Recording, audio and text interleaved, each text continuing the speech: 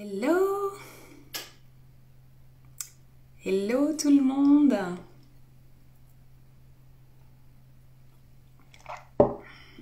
J'espère que vous allez bien. Je vous laisse le temps d'arriver.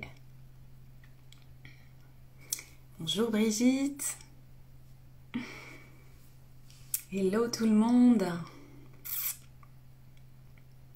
Ok! Hey, coucou Ludivine!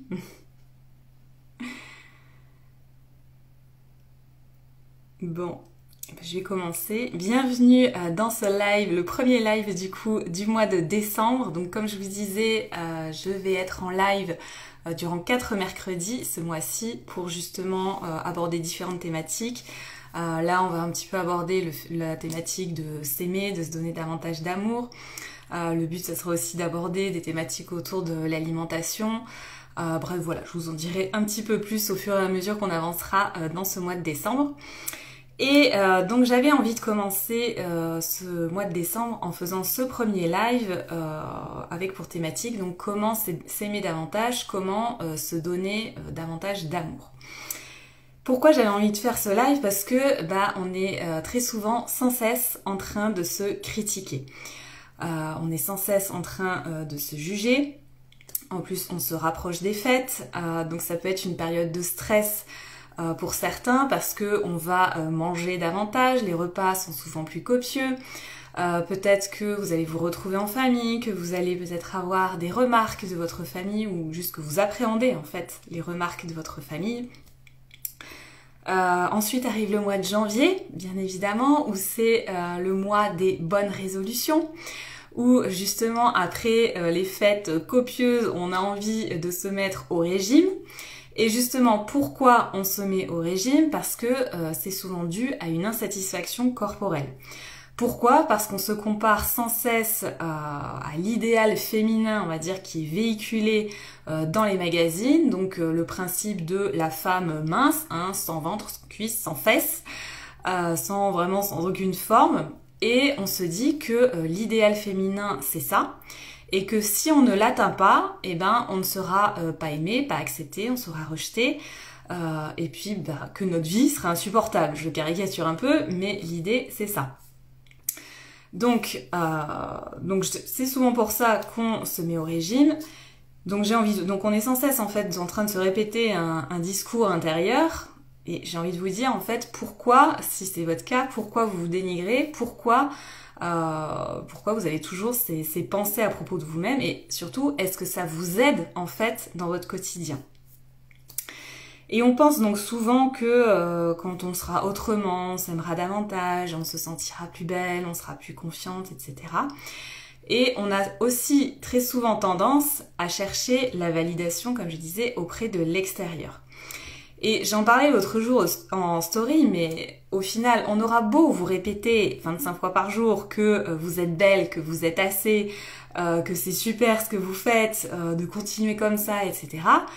Ça fait en fait comme des shoots de dopamine que vous prenez, qui ont un effet juste sur l'instant T, un effet éphémère, mais si vous ne le ressentez pas au fond de vous, que vous êtes assez, que vous n'avez pas besoin d'être plus, vous serez dans cette quête continuelle d'une validation extérieure et de cette validation et de rechercher l'amour des autres.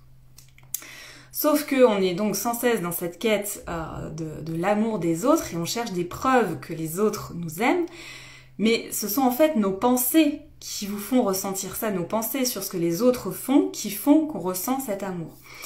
Je donne un exemple, si par exemple votre conjoint a pour habitude de vous offrir des fleurs toutes les semaines, peut-être que pour certaines d'entre vous, vous allez trouver ça super romantique, que c'est vraiment un signe d'amour, qu'il est vraiment top, et puis pour d'autres, recevoir des fleurs toutes les semaines, ça va juste être étouffant.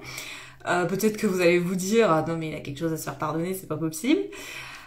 Donc voilà, de toute façon, chacun a sa signification par rapport à des circonstances qui sont toujours neutres. Et en recherchant cette validation des autres, en fait, c'est être dans cette quête continuelle. Mais il n'y a que vous, en fait, qui vraiment pouvez vous apporter cet amour à vous-même. Je relis mes petites notes pour être sûre de rien oublier. Oui, et ça aussi, ce que je voulais vous dire, c'est procéder de la sorte, c'est aussi déléguer la responsabilité de vos émotions à l'extérieur. Alors que vous pouvez complètement être responsable de vos émotions sont générées par vos pensées. Et c'est là la première clé que j'avais envie de vous donner pour justement vous donner davantage d'amour, c'est le premier point, c'est vraiment de changer votre discours intérieur. C'est pas en vous répétant tous les jours devant la glace, devant votre miroir, en vous disant je suis moche, je suis nulle, j'y arriverai jamais, que vous allez être dans une bonne dynamique pour la journée. Forcément, en vous disant ça, ça vous aidera pas à aller mieux. Et alors, évidemment, passer d'un je suis moche, je suis nulle à un je suis merveilleuse et c'est fantastique de vivre avec moi-même, voilà, il y a un pas. Mais je vous invite en fait à réfléchir à la femme que vous imaginez devenir. La femme que vous voulez devenir, qu'est-ce qu'elle fait, comment elle est. Donc, dites-vous que là, il y a vous. Décrivez-vous, comment vous vous définissez en fait actuellement. Et à l'opposé ou plus loin du moins, il y a la femme que vous voulez devenir. Et entre la vous d'aujourd'hui et la vous de l'avenir, il y a un chemin et généralement c'est toutes les croyances limitantes qui fait que vous n'êtes pas cette femme aujourd'hui que vous voulez devenir. Parce que l'autre question aussi que j'ai envie de vous demander, c'est pourquoi vous n'êtes pas aujourd'hui la femme que vous vous imaginez. Et donc c'est au milieu, c'est cette petite corde, si je peux dire, qu'il faut creuser avec toutes vos croyances limitantes à propos de vous qui vous empêchent de devenir la femme que vous êtes, que vous voulez devenir, tout simplement. Donc ça, c'est le premier travail que vous pouvez faire. Prenez un carnet, déterminez comment vous définissez aujourd'hui. Imaginez comment vous voulez être, qu'est-ce qu'elle fait cette femme, cette vous de l'avenir, comment elle s'imagine, qu'est-ce qu'elle fait, qu'est-ce qu'elle dit. Et identifier les croyances qu'il y a au milieu et casser ces croyances. Apporter des preuves à votre cerveau que ces croyances n'ont pas lieu d'être. Ok, peut-être que il y a certaines parties de votre corps que vous n'aimez pas votre ventre.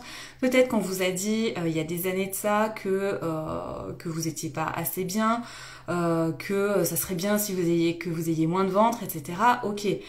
Pourquoi choisissez-vous de vous accrocher à cette remarque qu'on vous a fait il y a des années? En quoi ça vous aide? Et quelle autre chose pourrait être vraie justement sur vous? Est-ce qu'il n'y a pas des preuves dans votre vie où, des personnes n'ont accordé absolument aucune importance à votre apparence physique, où c'est passé complètement inaperçu et vous avez pu continuer votre vie malgré ce complexe sur lequel vous vous accrochez. Donc apportez vraiment les preuves à votre cerveau que ces croyances en fait n'ont pas lieu d'être. Le but c'est de dégommer les croyances, tout simplement. Oui Erika, c'est tellement vrai, tout à fait. Donc ça c'était le premier point, c'était déjà de changer votre discours intérieur. Le deuxième point, je voulais vous parler forcément de ce principe du body positive. Comme je pense que vous connaissez ce principe-là, qui est un principe qui prône l'acceptation corporelle, qui prône la diversité des corps, qui est un mouvement, si je peux dire, qui est vraiment top, mais ça peut paraître, être inatteignable pour certaines, parce que quand on est sans cesse en train de se critiquer, en train de se dire je suis moche, je suis nulle, se dire ah oui mais maintenant alors il faut que je m'aime absolument, on a l'impression parfois que c'est une nouvelle injonction à respecter et que si on s'aime pas, c'est pas bien, on se juge de se juger finalement. Donc c'est un peu le cercle vicieux. Donc je vous invite plutôt à adopter ce qu'on appelle le principe de body neutrality, c'est-à-dire, comme je vous disais un peu tout à l'heure, de pas passer un je suis moche, je suis nulle à je suis absolument merveilleuse. Entre deux, il y a un pas, parce que votre cerveau il va bien intégrer le truc que non mais là c'est un peu trop rapide, le chemin que tu me fais faire. Donc le but c'est vraiment d'adopter des pensées un peu qui font le pont entre ces deux états d'esprit. Et ok, c'est tout à fait normal de pas idolâtrer toutes les parties de son corps. Pour autant, il y a certainement d'autres parties qui sont ok. Et le but c'est en fait d'élargir un peu le focus, parce qu'on a tendance à toujours visualiser, se concentrer sur ce qu'on n'aime pas chez nous. mais élargissez un peu et regardez-vous d'un point de vue un peu plus global. Et j'ai envie de dire, c'est un peu comme avec votre meilleur ami. On entend souvent ce discours, parlez-vous comme si vous parliez à votre meilleur ami, mais c'est tellement vrai. Votre meilleure amie, vous lui trouvez certainement des défauts, il y a certainement des choses qui vous agacent chez elle. Pour autant, ça vous empêche pas de passer 2 heures au téléphone avec elle, ça vous empêche pas d'aller au resto avec elle, éventuellement de partir en vacances avec elle. Bon, bah voilà, tout ne vous plaît pas chez elle, mais pour autant, vous appréciez sa compagnie. Bah, avec votre corps, c'est pareil. Tout ne vous plaît pas peut-être à 100%, mais pour autant, vous serez dans une meilleure dynamique si vous vous focalisez davantage sur une globalité et sur quelques points que vous aimez chez vous, plutôt que toujours vous concentrer sur ce que vous n'aimez pas. Donc voilà, ça c'était la deuxième clé, on va dire, pour justement vous donner davantage d'amour.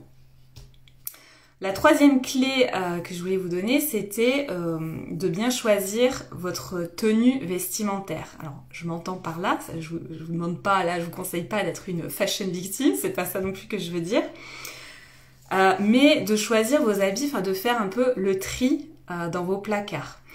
D'ailleurs, dites-moi en commentaire, est-ce que par exemple dans vos placards, vous gardez actuellement des vêtements qui sont trop petits pour vous? Parce que le fait de garder des vêtements qui ne sont pas à votre taille, de garder des vêtements trop petits en vous disant « Ah oui, mais je les garde parce que dans l'espoir, quand j'aurai perdu ces X kilos, je pourrai remettre ce pantalon, cette petite robe, etc. » En fait, tous les matins, quand vous ouvrez votre placard avec vos vêtements, bah, vous avez tous vos vêtements qui ne sont pas à votre taille, qui sont en train de vous dire bah alors, qu'est-ce que t'attends, qu'est-ce que tu fais, mais t'es pas assez mince, qu'est-ce que t'attends pour nous ressortir, t'as aucune volonté, franchement, t'es nul, nous on attend sagement, et là ça fait X semaines, qu'est-ce que tu fous? Et donc ils sont en train un peu de vous hurler dessus que vous n'êtes pas assez. Et même si vous continuez à mettre des vêtements qui sont peut-être qui vous vont un petit peu mais dans lesquels vous êtes trop serré, toute la journée vous vous sentez mal dans vos vêtements et toute la journée vous avez cette petite voix qui crie dans votre tête je suis serrée donc je ne suis pas assez mince, je ne suis pas assez, ça ne va pas comment je suis, enfin voilà. Donc le premier conseil que je peux vous faire, que je peux vous donner, c'est vraiment de faire un tri dans votre penderie, de mettre tous les vêtements qui ne sont pas à votre taille dans une caisse, éventuellement les donner, et vraiment de vous offrir une tenue confortable où vous vous sentez à l'aise et un peu en mode femme fatale, si je peux dire, où vraiment vous vous sentez bien. Sachant que, d'ailleurs, je voulais faire une petite parenthèse là-dessus. On pense souvent que on peut contrôler notre corps, on peut contrôler notre poids via l'alimentation et via l'activité sportive. Et je voulais rebondir sur un post de Anne Pios, qui est psychothérapeute, que je vous ai partagé ce matin. Mais notre poids, au final, est quand même déterminé à 70% par la génétique. Donc c'est quand même assez énorme, c'est-à-dire que il y a 70% en fait de notre poids qui est déterminé dès la naissance et on naît avec un poids d'équilibre déjà par défaut. Donc j'ai envie de dire, ça sert à rien de s'acharner. Et après, donc il reste 30%, mais qui sont conditionnés par différents facteurs. Alors certes, il y a l'alimentation et le sport, mais il y a aussi d'autres facteurs comme le sommeil, le stress, l'âge, si vous avez eu des grossesses, si vous avez fait des régimes, parce que forcément faire un régime vous allez perdre beaucoup de poids, mais généralement vous regagnez le poids perdu, donc ça modifie un peu, enfin c'est susceptible en tout cas de modifier votre poids d'équilibre. Donc voilà, s'acharner à vouloir contrôler votre poids, c'est pas ça en fait qui vous aidera à avoir un rapport serein et d'un avec votre corps et encore moins avec l'alimentation. Donc ça voilà, c'était la petite parenthèse que je voulais faire sur le poids, mais voilà, en ce qui concerne aussi la tenue vestimentaire, c'est vraiment important que vous ayez des vêtements dans lesquels vous vous sentiez à l'aise. Ensuite, l'autre clé que je voulais vous donner, c'est est-ce que vous prenez soin de vous? Alors, on prend aussi souvent le fait de prendre soin de soi, on caricature un petit peu ça sur le fait de prendre des bains, se mettre de la crème. Alors oui, effectivement, ça peut être un bon début. Mais pour faire justement ce lien avec l'habillement, comment vous vous habillez, c'est-à-dire dans quelle dynamique vous vous mettez. Enfin, moi je vois par exemple, je suis dans une dynamique totalement différente quand je suis le dimanche en mode legging, gros pull, gilet, voilà, un peu sous le plaid. Si je reste comme ça habillée durant la semaine du coup où je travaille, mais enfin je sais que je vais pas du tout être dans une dynamique positive entre guillemets. Donc je sais très bien que la semaine j'ai besoin de m'habiller entre guillemets, voilà, de mettre des bijoux dans lesquels je me sens bien, des vêtements dans lesquels je me sens bien, des vêtements qui me mettent dans une dynamique de travail.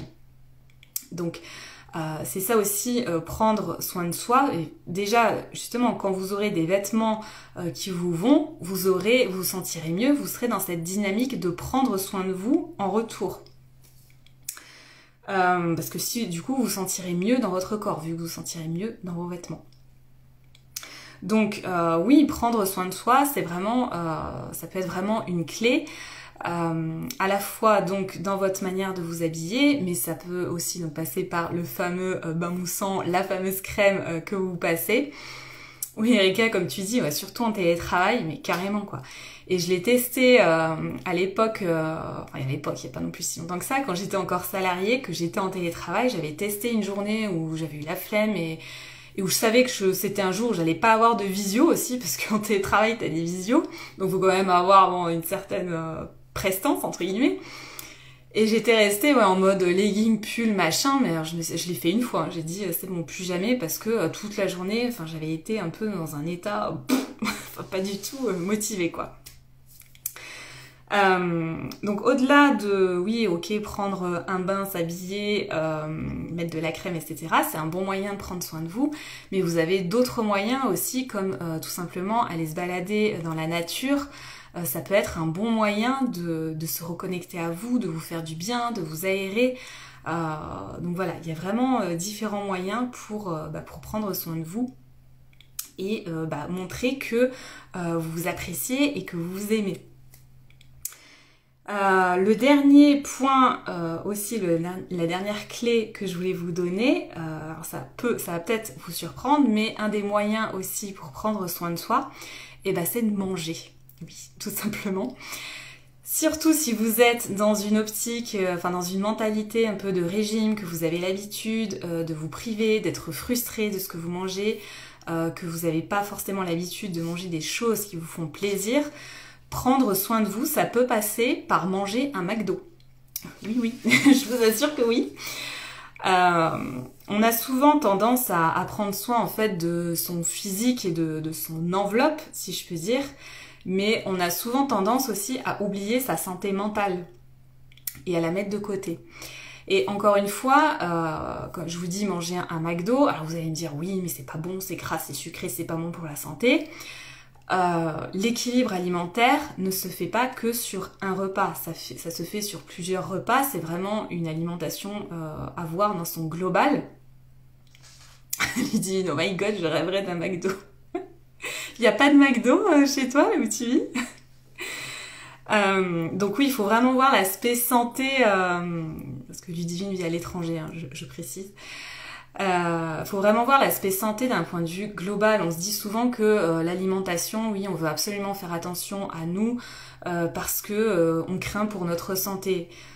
Ok, alors déjà l'alimentation, je suis d'accord, si vous mangez au McDo tous les jours, vous n'allez pas être en super santé, mais si vous mangez que des brocolis tous les jours, c'est pareil, vous n'allez pas être en super santé. Donc voilà, encore une fois, il faut vraiment voir l'alimentation dans un niveau global.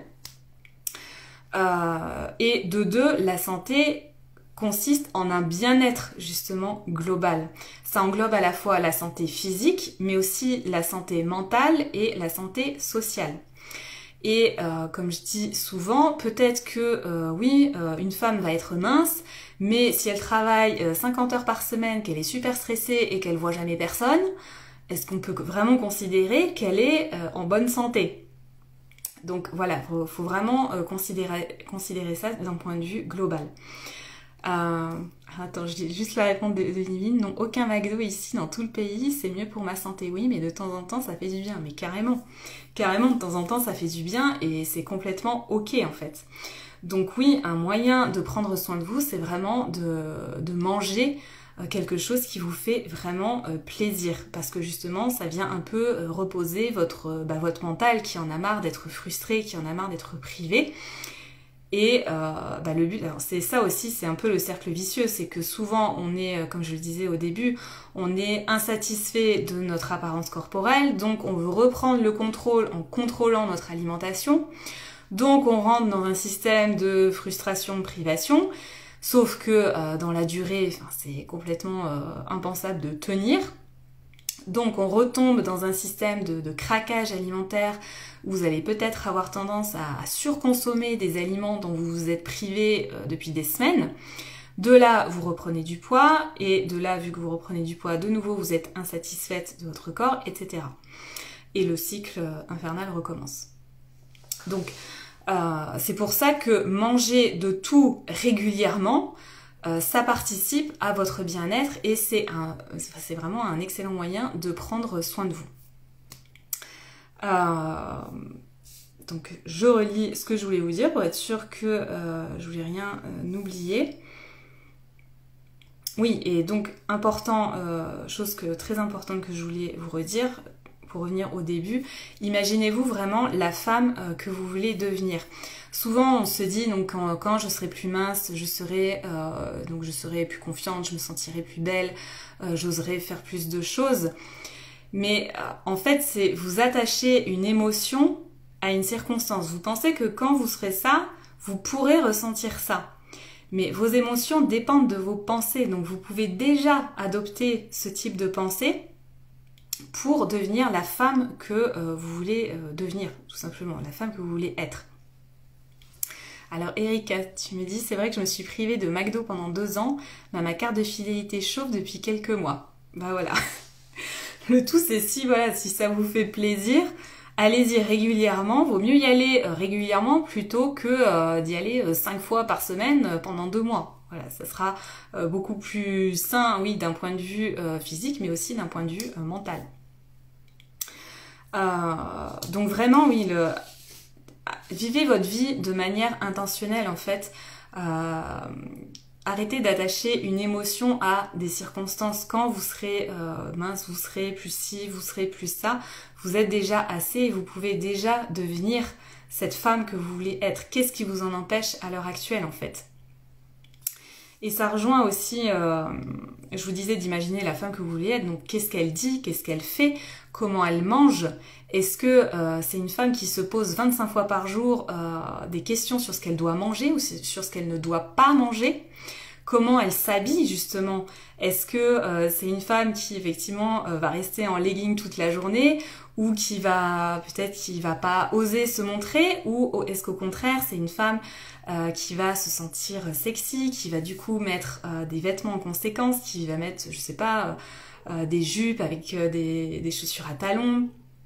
Enfin, voilà, imaginez-vous cette femme un peu idéale que vous aimeriez être et commencer un peu à mettre des actions en place pour devenir cette femme.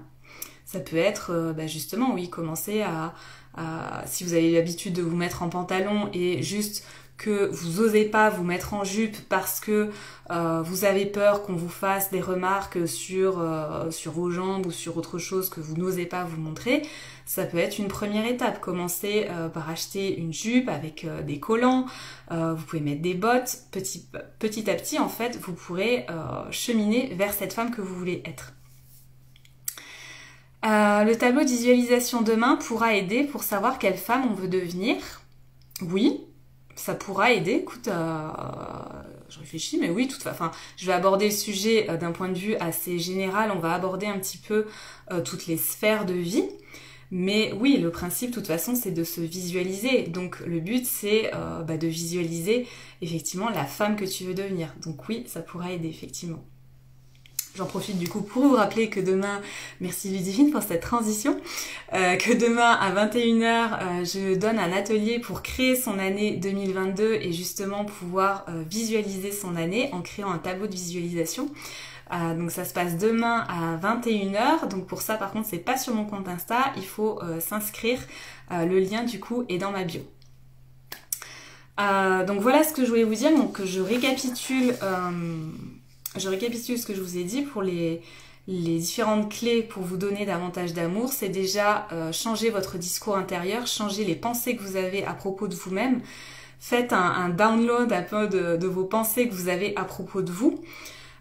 Qu'est-ce que vous pensez à propos de vous et qu'est-ce que vous avez envie de croire vrai à propos de vous? Quelle autre croyance peut être vraie? Je vous ai parlé donc du principe de body positive, mais de plutôt être tourné vers un body neutrality, vraiment de vous parler comme si vous parliez à votre meilleur ami, que ok, il y a des choses que vous aimez pas chez vous, c'est ok, mais voyez, élargissez un petit peu plus votre focus, regardez-vous de manière globale. Le choix de vos vêtements aussi est important. Exit les vêtements trop petits. Faites place vraiment à des vêtements qui vous vont. Je sais plus si je l'ai dit, mais encore une fois, mais je l'ai déjà eu dit par le passé. C'est pas vous qui devez vous adapter aux vêtements, mais ce sont les vêtements qui doivent s'adapter à vous. C'est pas vous qui devez rentrer dans des vêtements plus petits que vous. Non, c'est des vêtements qui doivent s'adapter à vous. Donc, revoyez votre penderie. Prenez soin de vous justement en revoyant les habits que vous avez dans votre armoire, ça vous mettra dans une toute autre dynamique qui vous donnera envie de prendre soin de vous. Ça peut être donc, oui, prendre soin de votre corps, ça peut être, comme je disais, aller se balader dans la nature, vous reconnecter à la nature, faire une méditation par exemple, prendre du temps pour vous, ça peut être faire du sport, sans pour autant faire du sport de manière intensive, mais juste une activité physique, même si c'est quelque chose de doux. Moi, je vois par exemple le matin, là ça fait 2 mois, j'essayais de m'instaurer un petit rituel de faire 15 minutes de sport par jour.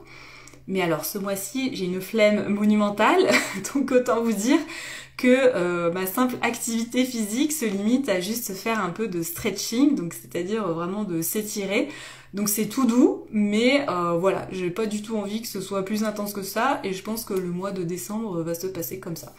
Voilà, je m'étais mise un petit peu aussi à courir, mais bon, moi je suis vite découragée dès qu'il fait 3 degrés dehors, voilà, hein, moi j'hiberne, donc je pense qu'aller courir, ça sera pour l'année prochaine.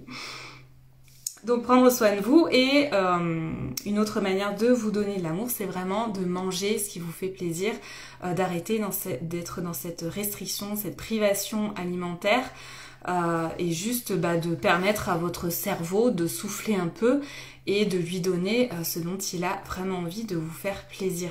Et quand je dis vous faire plaisir, c'est pas de vous accorder un cheat meal comme on dit une fois par semaine, c'est avoir du plaisir dans votre quotidien. Le but, c'est pas de vivre votre vie un peu comme dans le boulot, j'ai envie de dire. C'est pas de commencer la semaine le lundi matin et d'attendre que la semaine passe et que le week-end arrive. Dans votre job, par exemple. C'est pareil avec la nourriture. Le but, c'est pas d'attendre le week-end pour se faire plaisir. Donc voilà, manger de tout régulièrement, vraiment, c'est la clé. Justement, en lien avec ça, si vous avez du mal justement à manger de tout régulièrement, si vous vous posez 3000 questions dès que vous passez à table, que vous avez tendance à diaboliser les aliments, je réouvre 3 places de coaching sur le mois de décembre. Ça sera le dernier mois que je pratiquerai mon tarif actuel, puisque en 2022, j'augmenterai mes tarifs. Donc c'est l'occasion d'en profiter. Ça se passe comment? Donc ça se passe en 10 séances. On fait ça en visio via Zoom. Normalement, on se retrouve 1 fois par semaine, ça c'est l'idéal. Et donc, on revoit avec vous, je vois avec vous toutes vos sphères de vie, puisque je pars du principe que notre relation à la nourriture reflète souvent notre relation, notre quotidien en fait. La manière dont on vit notre quotidien impacte souvent notre relation avec la nourriture.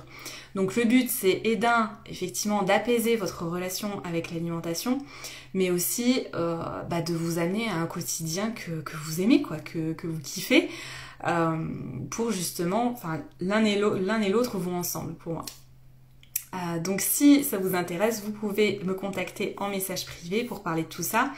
On parle ensuite de tout ça lors d'un appel découverte pour savoir quelles sont vos attentes, si l'accompagnement peut vous convenir. Donc voilà, j'ouvre 3 places sur le mois de décembre, donc profitez-en sur ce mois. Comme je disais, en 2022, j'augmenterai mes tarifs. Voilà. Sur ce, bah écoutez, si ça vous va pour ce soir, bah voilà. Erika, oui, bah oui, c'est le froid. L'hiver, on a moins envie, oui, mais carrément, moi je suis... Et puis pour le sport, je me considère pas comme une grande sportive, donc j'avoue que je me trouve très facilement des excuses. Donc oui, je suis un peu en mode hibernation. Voilà, bah écoutez, merci beaucoup pour votre présence, pour ce premier live du mois de décembre. On se retrouvera mercredi prochain. Je pense que le thème, ça sera sur le fait de se donner l'autorisation de manger. Je pense que ouais, ça sera certainement autour de ça. Je vous en reparlerai d'ici là, hein, de toute façon. Pour certaines d'entre vous qui sont présentes, on se retrouve du coup demain à 21h via Zoom pour faire le tableau de visualisation. Voilà. Sur ce, je vous souhaite une bonne soirée et je vous dis à bientôt. Ciao!